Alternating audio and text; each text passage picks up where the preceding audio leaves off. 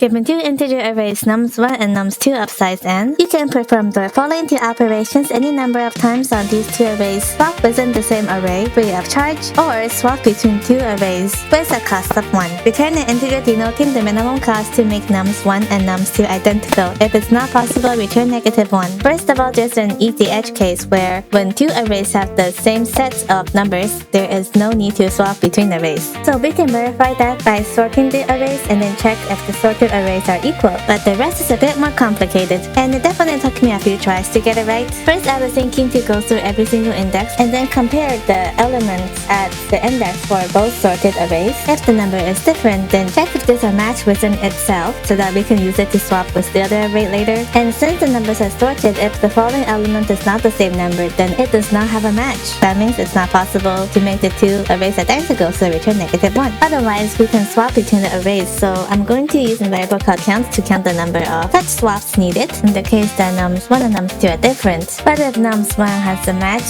in itself and nums2 has a match in itself, then I can still swap. And I realized I should have used different variables for the index of num1 and num2 instead of just using one variable. There's a special way to do that with a for loop in Java by using a comma. And also, I'm not going to increment the variable at the end of every loop because depending on the specific case, I increment a different amount. So my current algorithm is have a pointer for each array as long as at least one of the pointer is not at the end of the array. If both pointers are not at the end of the array, check if nums1 has a match in nums2 at the current pointers. If so, then do nothing because they are already in place. If not, then we need to check if there is a match in itself. Now, when one of the pointers reaches the end of the array, we no longer have to compare the pointers at both arrays, but we still have to check if the pointer in the remaining array has a match. I am missing a few edge cases here. First of all, when both pointers are not at the end of the array and they don't match each other and they don't have a match within themselves, then it's impossible because the current element is going to be unmatched. Also, if the current element is the very last element and there is not a match, then it's impossible because the last element is going to be unmatched. I also made sure that before I check for the following elements, it must exist. Finally, this is what I found the most easy to miss,